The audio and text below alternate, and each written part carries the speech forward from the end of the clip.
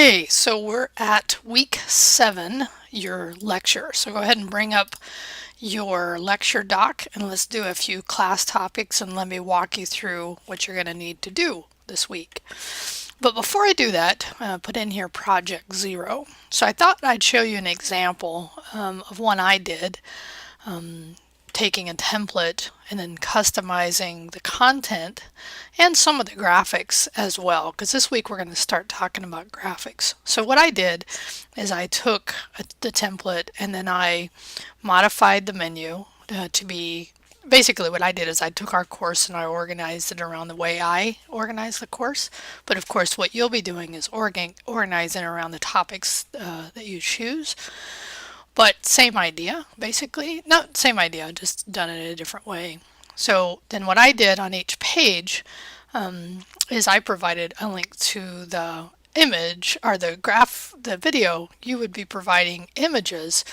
And then in this case, I did tag clouds to provide links, deeper links from that, or what we call subpages, right? So as an example under lectures, and I did take some graphics, and we're going to talk about graphics this week in the hands-on. So I'm going to save some of that discussion, but I just want you to see I actually took some images and modified them. But you can see, just the ideas around this, because the idea is that you're not writing a lot of content, you're really just learning how to put together a simple site, right? So then the hands-on, I use that tag cloud concept, and you can do this in various ways, meaning on your major topics, then the sub pages within there, right? You could do something like this. You could have obviously a drop-down menu if that's what your template has, or you could implement one now that hopefully you have that knowledge.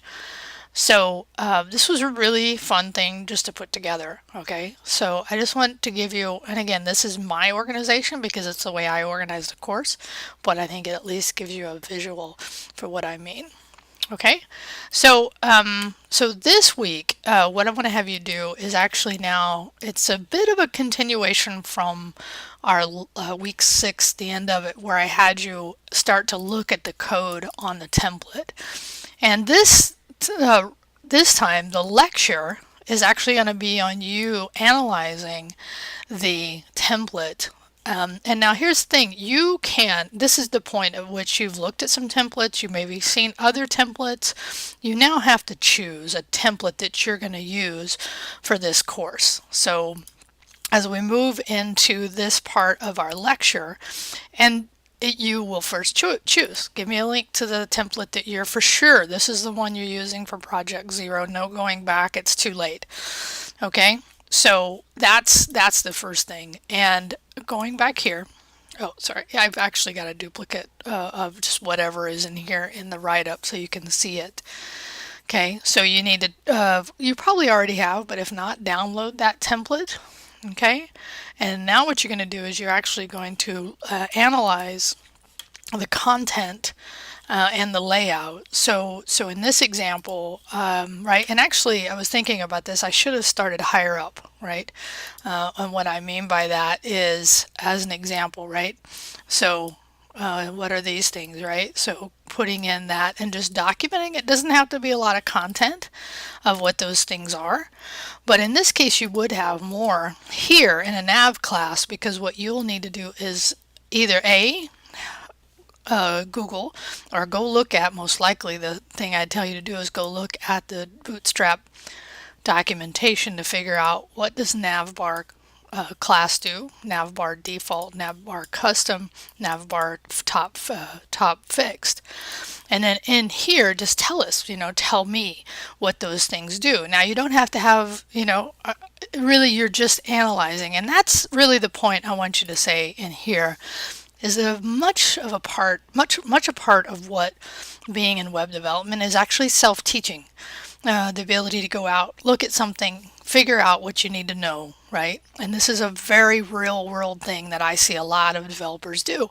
They just don't do it formally in this kind of document, but I'm asking you to formalize this a little bit. So I want you to have analyzed, most of this, right? There'll be some things like I can imagine We've talked about UTF-8, probably won't need that. Viewport is important, and to understand what it's set to and why it's set there. The title is obviously just the title here, Bootstrap. So it'd also be important to understand what version of Bootstrap this is using, right? So you'd need to at least have looked at that a little bit. And then these custom fonts, these are all what kind of references, right? These are CDN references, right?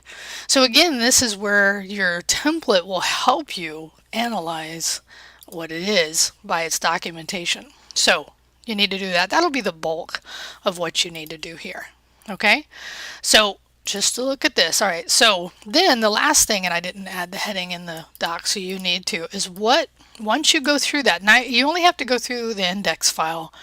But it would be interesting to actually go ahead and look at some of the subpages, because most templates will offer a subpage in the template to show you what one of those would look like, or a menu page. But for now, I just want you to do the index file. So the last heading is, what do I need to know? So what is it, based on your analysis, what is it that you still need to know in order to completely understand and modify this template? That's an important part, okay? So that's the bulk of what you're going to do for the lecture. And then on the graphics editing, you know, there's so many different programs out there, and I'm actually going to end up doing a separate video just for our hands-on this week, because I want to talk a little more about this. But I want you to tell me here, right, what program and or website, because there are definitely both that will do this basic crop, resize, and export. Like just a few I can tell you about I've used, which is Pixlr. When you scroll down on the Pixlr site, you can just use the web app. I've used WebMonkey. I like WebMonkey a lot. You don't have to necessarily sign up. Some of the things are blocked. You can just upload an image and get started right away. So on this, you could just say my computer. Oh, I was already bring in the image. Sorry. And then it's going to bring in cancel. I guess I hit it multiple times. There we go. So in here you can do a lot of nice things on here. You can crop, so forth. So I want, because some of you already have, and that's the point of this, right? So some of you already have a graphics software website you're going to use. But if you don't, I want you to think about that. Like for Mac, there's a built-in what's called Previewer. On Windows, there's what's on Windows? I know there's a program. I don't use it. I know there's a built-in program on Windows also. So whatever you use, I want to make sure you know how to do these three basic functions, right? And if you don't know how, right, go do some study and figure out how to do that. And just tell me briefly, right? This is how you do cropping. This is how you do resizing on my selected whatever you're going to use. So I want you to have determined what that is, and then make sure you know how to do those basics. And the last thing you're going to do here is you're actually going to watch a video that I've provided on exporting digital assets. And she talks about the most common formats for the web, which is JPEG, PNG, SVG, graphics. I think it's good to know that. She will use some software that you may or may not have, but I think it's good to hear some of the process, because there's one thing to find images, and then there's another thing to ready them for the web. Okay, so optimizing images is important, but first you have to know some basics about them. So again, we're going to learn more about this in the hands-on this week. So that's what you need to do for the class for the lecture. Okay, so now let's just get on here. So the other thing, so the second item, so that's for the lecture for week 7. So on the now that you analyze it, now you're ready to implement your template into your GitHub IO master branch. Okay, so just FYI here. So I'm going to show you how I did it. I'm going to move over to Windows real quick. And so because you can, right, so here let's just step back. So here's the template directory, and here's my GitHub IO directory. And what I did is I just figured out, again, my analysis is going to help me here, figure out what do I need and what do I not need. And I talked about some of this last time. So you can just, and you can see I actually did this here, is I just brought over the pieces I knew I was going to need, right? And then made sure that the site at least locally rendered correctly so that I could look at it in a browser, and then you'll push that to the server. Now, really important, because I ran into this, so I hope you don't, so make sure you put this in your notes.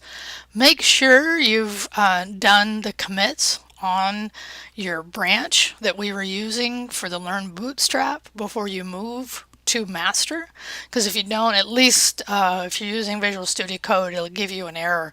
So make sure you've done a git add and git commit before you move to the branch, to the master branch, because remember, we're doing this on the master branch itself. Okay, so once that's what you want to do now, you want to implement it. It will be one of those things that will seem like a big deal, but it really won't be, because all you're doing is you're bringing over most likely the HTML files, probably your CSS, your images, your JavaScript. And for me, there was a vendor directory that actually had Bootstrap Font Awesome jQuery. Now, I could change these references to CDN references, but I decided to just keep them there the way they were for now. So then you can push this once you're done up into the GitHub IO and then give us a link, right? So let's go back now just to look.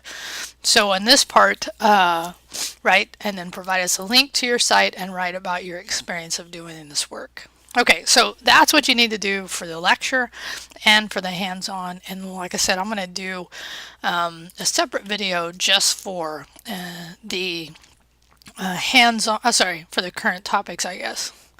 Not quite current topics, but I'll let it flow into there. Yeah, current topics, which is actually doing some of this. So in a sense, both of these are going to be hands-on. Okay, and then once I finish that video, I'll work on the Thursday and be changing. I've already changed the lecture up.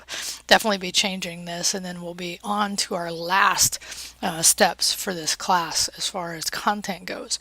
So we're moving closer. Every time we're moving a little closer to this. So I'll stop this one here, let you see at least what you need to do for week 8, and then do one just for optimizing images. Talk to you later. Bye.